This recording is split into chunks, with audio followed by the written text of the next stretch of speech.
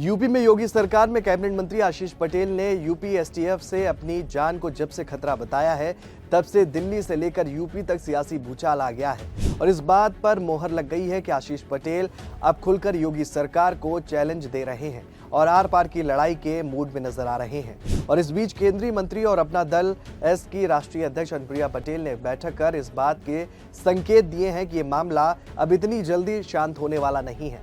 पल्लवी पटेल भी एक्टिव नजर आ रही हैं और हाल ही में उन्होंने राज्यपाल से मिलकर इस प्रकरण से जुड़े सबूत भी दिखाए। मामला इतना क्यों बढ़ता जा रहा है और अनुप्रिया पटेल अब इसको लेकर क्या बड़ा करने वाली हैं, जिससे बीजेपी के लिए सिरदर्द बढ़ गया है, आगे आपको इस वीडियो में बताएंगे। नमस्कार, आप देख रहे हैं 4 PM न्यूज और मैं हूं आपके साथ में शोभित पाठक। मंत्री आशीष पटेल का मामला अब दिन ब दिन तूल पकड़ता हुआ नजर आ रहा है और उसको लेकर जो बड़े आरोप लगाए गए हैं उससे कहीं ना कहीं यूपी सरकार भी गफलत में आ गई है और अब अनुप्रिया पटेल ने भी बैठक कर मोर्चा खोल दिया है। यूपी सरकार में मंत्री और मिर्जापुर सांसद अनुप्रिया पटेल के पति आशीष पटेल ने उन पर लग रहे भ्रष्टाचार के आरोपों का तीखा जवाब दिया है। उन्होंने साथ ही सरकार के कुछ अफसरों और एसटीएफ पर भी कुछ दिन पहले सवाल खड़े किए थे। अपना दल नेता ने विभागीय प्रोन्नति में धांधली के आरोपों पर कहा है कि वो सीबीआई जांच के लिए भी तैयार है। कुछ लोग उनकी छवि बिगाड़ने पर तुले हुए हैं। अगर उन्हें कुछ होता है तो इसके लिए एसटीएफ जिम्मेदार होगी। आशीष पटेल पर लगे आरोपों पर अभी ना तो बीजेपी और ना ही सरकार की ओर से कोई सफाई सामने आई है, लेकिन आशीष के इन बयानों से साफ हो गया है कि एनडीए में सब कुछ ठीक नहीं चल रहा है।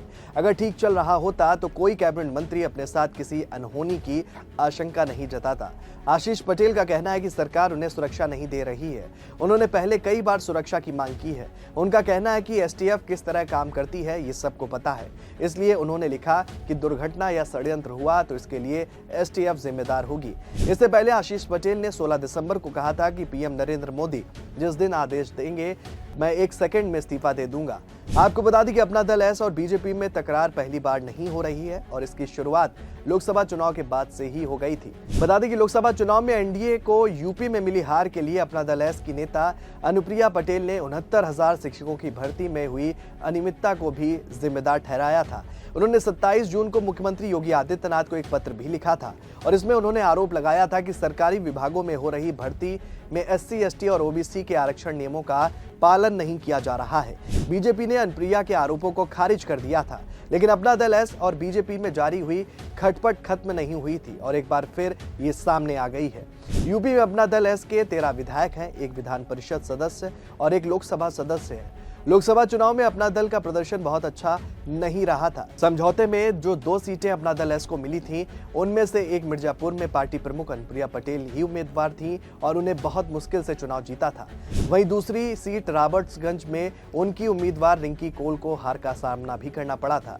वहीं प्रदेश की कुर्मी बाहुल्य अधिकांश सीटों पर समाजवादी पार्टी ने जीत दर्ज की थी और इससे भी बीजेपी और अपना दल एस के रिश्तों में कड़वाहट आई थी। ये कड़वाहट चुनाव के 7 महीने बाद भी खत्म नहीं हुई है, ये रह रहकर सामने आ रही है।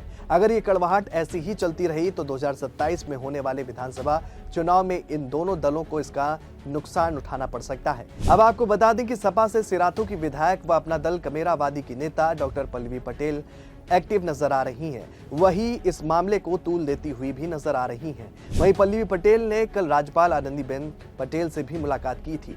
पल्लवी पटेल ने राज्यपाल से बड़ी मांग कर दी है। पल्लवी पटेल ने पत्र के माध्यम से राज्यपाल को अवगत कराया है कि यूपी प्रदेश प्राविधिक अप्लाइड साइंस एवं ह्यूमैनिटी सेवा संघ ने उन्हें बताया है कि प्राविधिक शिक्षा विभाग द्वारा असंवैधानिक कार्रवाई करते हुए विभागाध्यक्ष के पद प्रोन्नति के माध्यम से भर दिए गए हैं। ये पद नियमानुसार यूपी लोक सेवा आयोग द्वारा सीधी भर्ती के माध्यम से भरे जाने चाहिए थे। इसके बाद से भी मामला तूल पकड़ता हुआ नजर आ रहा है। वहीं यूपी के कैबिनेट मंत्री आशीष पटेल पर लगे आरोपों के बाद हर दिन सियासी सरगर्मियां तेज होती जा रही हैं और इस बीच केंद्रीय मंत्री और अपना दल एस की राष्ट्रीय अध्यक्ष अनुप्रिया पटेल भी आर पार के मूड में साफ नजर आ रही हैं। अनुप्रिया पटेल ने पार्टी की विशेष बैठक बुलाकर 2025 के लिए कार्यकर्ताओं को दिशा निर्देश भी जारी कर दिए हैं। बता दें कि बैठक लखनऊ स्थित पार्टी कार्यालय में आयोजित की गई और इसमें पार्टी के राष्ट्रीय और प्रदेश पदाधिकारियों के साथ जिला स्तरीय कार्यकर्ताओं और विधानसभा अध्यक्षों ने चर्चा में शामिल होकर आगे की रणनीति पर खुलकर चर्चा की। वहीं पार्टी प्रवक्ता ने जानकारी दी कि बैठक में 2027 के विजन पर चर्चा की जाएगी, जिसमें बूथ से लेकर विधानसभा स्तर तक संगठन को मजबूत बनाने की रणनीति भी तैयार की गई है। इस मीटिंग में आशीष पटेल प्रकरण को लेकर खुलकर चर्चा भी हुई। और विधायकों और नेताओं को सख्त हिदायत भी दी गई कि इन आरोपों में मुखर होकर अपनी पार्टी का स्टैंड क्लियर करें। वहीं इस बैठक में आशीष पटेल ने अपनी ही सरकार पर तीखा हमला बोलते हुए कई गंभीर आरोप भी लगाए हैं। सिराथू की विधायक और अपना दल कैमरावादी पार्टी की नेता पल्लवी पटेल के आरोपों पर सफाई देते हुए उन्होंने कहा कि उनके खिलाफ राजनीतिक साजिश रची जा रही है। मंत्री ने कहा कि मैं थप्पड़ खाकर चुप बैठने वाला नहीं हूं, ईंट का जवाब पत्थर से दूंगा। वहीं केंद्रीय मंत्री अनुप्रिया पटेल ने बैठक को संबोधित करते हुए कहा कि आपके नेता ने आपके बीच कुछ बातें साझा की हैं, उनके मन में कुछ पीड़ा थी, इसलिए उन्होंने इस बात को कहा। अपना दल के किसी भी कार्यकर्ता या नेता की प्रतिष्ठा पर आंच आएगी तो हम कतई समझौता नहीं करने वाले, हमें जवाब भी देना आता है। अपना दल के खिलाफ जो षड्यंत्र चल रहे हैं वो कहां किसके इशारे पर चल रहे हैं हमारा एक एक कार्यकर्ता जानता है। जब हम पिछड़ों के हक मारने पर सवाल करते हैं तो किसी न किसी के पेट में दर्द जरूर होता है, लेकिन हम ना किसी से डरेंगे और ना झुकेंगे, ना पीछे हटेंगे। कोई कितना भी क्यों ना डराए, संगठन की ताकत से उन्हें जवाब दें, ये सारे षड्यंत्रकारी एक कोने में हो जाएंगे। इस बात से ये अंदाजा लगाया जा सकता है कि ये मामला भी खत्म होने वाला नहीं है। इस बात से अंदाजा लग रहा है कि अनुप्रिया पटेल अब इस मामले को दिल्ली जाकर शीर्ष नेतृत्व के सामने भी उठा सकती हैं। फिलहाल आशीष पटेल और अनुप्रिया पटेल जिस तरीके से आक्रामक तेवर दिखा रहे हैं उससे तो यही लगता है कि मामला इतनी जल्दी खत्म होने वाला नहीं है, क्योंकि समय के साथ मामला भी तूल पकड़ता जा रहा है। और जिस तरीके से सपा विधायक पल्लवी पटेल ने राज्यपाल से मुलाकात की है उससे एक बात साफ हो गई है कि आशीष पटेल को घेरने के लिए मोर्चाबंदी भी की जाने लगी है। अब देखने वाली बात यह होगी कि अनुप्रिया पटेल किस तरीके से इस मामले पर अपना स्टैंड क्लियर करती हैं और शीर्ष नेतृत्व से मिलकर क्या बात करती हैं, ये तो आने वाला समय ही बताएगा। इस खबर में फिलहाल इतना ही और ऐसी ही तमाम राजनीतिक खबरों के लिए बने रहिए और देखते रहिए 4 PM न्यूज़ नेटवर्क। धन्यवाद।